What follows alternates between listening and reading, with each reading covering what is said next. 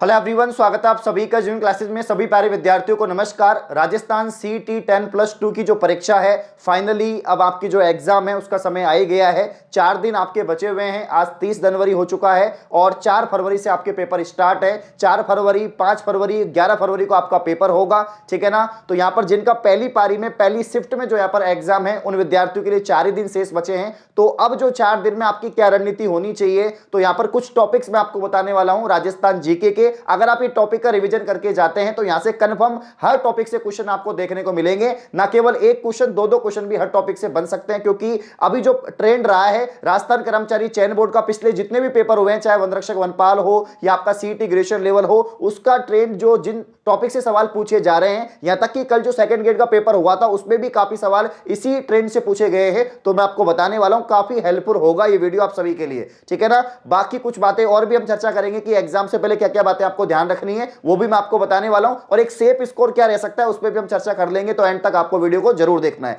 आइए वीडियो को स्टार्ट करते हैं। तो सबसे पहले काम की बात की कौन कौन से टॉपिक आपको फटाफट से रिवीजन करने हैं अभी इन 4 दिनों के अंदर, तो मैं आपको बता देता हूं। आपका राजस्थान का आधुनिक इतिहास। अब आधुनिक इतिहास का मतलब है कि आपका राजस्थान का एकीकरण से 1 या 2 सवाल डेफिनेटली बनते हैं। तो पहला टॉपिक राजस्थान का एकीकरण रिवीजन करके जाना है। पूरे 7 चरण आपको पता होने चाहिए। डेट आपको याद होनी चाहिए, डेट जरूर याद रखना आप लोग। कौन कौन से राजा महाराजा हुए हैं वो भी आप लोग जरूर याद रख के जाना है, ठीक है ना। दूसरा टॉपिक है राजस्थान के प्रमुख प्रजामंडल से सवाल बन रहे हैं, तो आप लोग प्रजामंडल को जरूर देख के जाना। शॉर्ट नोट्स बना रखे तो उनको रिवीजन करके जाना, ठीक है ना। प्रजामंडल के बाद में जो है आपके राजस्थान में 1857 की क्रांति, 1-2 सवाल डेफिनेटली यहां से पूछा जाएगा। प्रत्येक शिफ्ट में पूछा जाता है कि 1857 की क्रांति के जितने प्रमुख जो आपके पॉलिटिकल एजेंट रहे हैं, डेट जो आपके कौन कौन से छावनी थी, सारी जानकारी आपको पता होनी चाहिए। तो इसको भी क्विक रिवीजन करके जाना 1857 की क्रांति को। 3 टॉपिक आपके हो चुके हैं। अगर चौथे टॉपिक की अगर हम बात करें तो वो है किसान आंदोलन, प्रमुख किसान आंदोलन। देखो पूछे जाते हैं, बिजोलिया से सवाल बनते हैं, आपके बेंगू किसान आंदोलन से सवाल बनते हैं, तो किसान आंदोलन भी आप जरूर देख के जाना। ये 4 टॉपिक आपको पढ़ के ही जाने हैं, क्योंकि इनमें से 2-2 सवाल, 1-1 सवाल जरूर आएंगे। ये बात आपको ध्यान रखनी है। अब हम बात करते हैं यहां पर राजस्थान की कला संस्कृति। देखो आर्ट एंड कल्चर एक ऐसा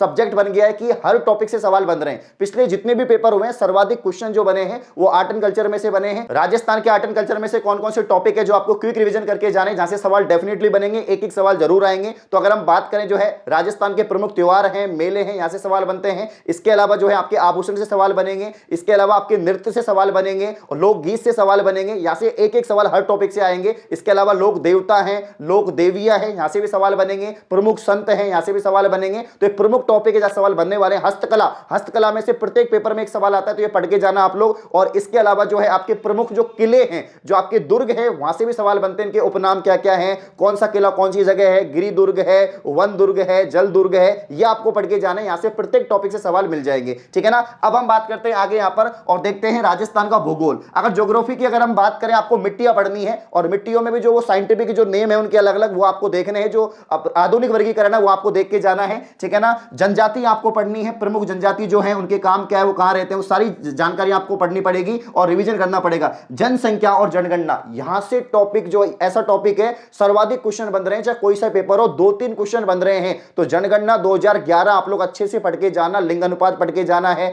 घनत्व पढ़ के जाना है, सर्वाधिक जनसंख्या कहां की है, साक्षरता भी आपको पढ़ के जाना है। तो यहां से आप जो है अच्छे से इसको पढ़ के जाएं और शॉर्ट नोट्स बना लो इसके। कोपेन का वर्गीकरण, ऐसा कोई पेपर नहीं है जिसमें यहां से सवाल नहीं आ रहा है। कोपेन का वर्गीकरण पूछा जा रहा है, तो आप लोग जरूर पढ़ के जाना, ठीक है ना। और इसके अलावा वन संपदा, यहां से भी सवाल बनेंगे और पशुपालन से भी सवाल बनेंगे और पर्यटन। तो ये प्रमुख टॉपिक है जो आपको रिवीजन करके जाने लास्ट के टाइम पे, ठीक है ना। राजस्थान के उद्योग और खनिज, देखो उद्योग खनिज वैसे बड़े टॉपिक है, बहुत सारी जानकारी है, लेकिन उसमें जैसे कि कुछ आपके जितने भी सेक्टर्स है वहां से सवाल बन सकते हैं। और भी जैसे कि भाई ये संस्थान कहां पर है, सीमेंट कहां पर होता है, यहां से सवाल बने हैं, ठीक है ना। तो आपको जो है खनिज संपदा यहां पर पढ़ के जाना है, उद्योग पढ़ के जाना है। और अगर पॉलिटी की बात करें तो पॉलिटी के अंदर जो है आपके राज्य व्यवस्था के अंदर मुख्यमंत्री से सवाल बन रहे हैं। और सवाल किस टाइप के बनते हैं मुख्यमंत्री में से, कि भाई पहला मुख्यमंत्री कौन सा था, निर्वाचित कौन सा था, ठीक है ना, कौन सबसे ज्यादा बार मुख्यमंत्री रहा। तो ऐसी जानकारी आपके पास में होनी चाहिए। तो यहां पर जितने भी आपके मुख्यमंत्री हुए हैं पहले से लेकर अभी तक वर्तमान तक जो है सब याद होनी चाहिए आपको। तो मुख्यमंत्री है,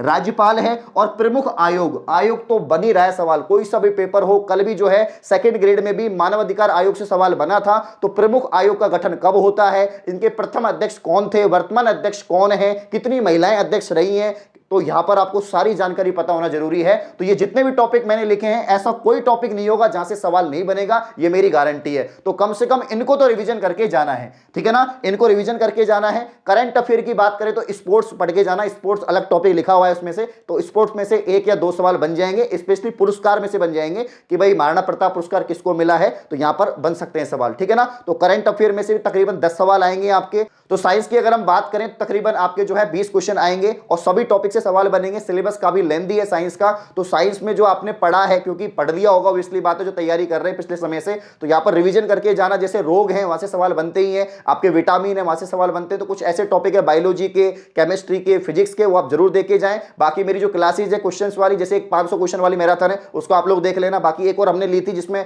बहुत सारे विद्यार्थियों ने काफी ज्यादा प्यार दिखाया उसको, तो 200 क्वेश्चन थे उसमें, वो भी आप देख के जाना, तो वहां से भी सवाल बन सकते हैं। बाकी हिंदी इंग्लिश आप देख लेना, कोई जरूरी नहीं है इतना। और मैथ्स में अर्थमेटिक पढ़ के जाना, मैथ्स के अंदर आपको अर्थमेटिक पढ़ के जाने हैं। जैसे CISI में से एक सवाल आएगा, प्रॉफिट लॉस में से एक सवाल आएगा, परसेंटेज में से एक सवाल आएगा। ये ऐसे टॉपिक है जो आपको पढ़कर ही जाने हैं, देखकर जाने। हल्का फुल्का आपने पढ़ ही लिया होगा, 4 दिन में कौन सा पूरी मैथ आप रिवीजन तो कर नहीं सकते हैं, लेकिन फिर भी इनको थोड़ा नोटिस करके जाना, यहां से सवाल बनेंगे। तो ये कुछ टॉपिक हैं जहां से सवाल डेफिनेटली बनने वाले हैं, जो आपको पढ़ के जाने हैं। अब बहुत सारे विद्यार्थी थोड़े परेशान हो रहे हैं, सर नंबर आएगा नहीं आएगा, सर कितने सवाल सही करने हैं नहीं करने हैं। तो भैया नेगेटिव मार्किंग नहीं है, 150 के 150 क्वेश्चन करने हैं। और इसके अलावा 75 क्वेश्चन भी आपके सही होते हैं, 50% भी आपका स्कोर रहता है, तो आप सेफ जोन में है। तो आप थोड़ा कॉन्फिडेंट रहिए, अच्छे से पेपर करिए, और अब ज्यादा समय बचा हुआ नहीं है। इसके अलावा जो आपके OMR सीट होती है, उसको भरते समय आपको कुछ बातें ध्यान रखनी है। ऐसा नहीं कि 2 घंटे बाद 2.5 घंटे बाद आप लोग OMR सीट भर रहे हैं। बहुत सारे बच्चे ऐसे गलती करते हैं कि पहले 2 घंटे बिता देते हैं, लास्ट में भरने लगते हैं। तो लास्ट में जब आप आधे घंटे में OMR भरते हो तो फिर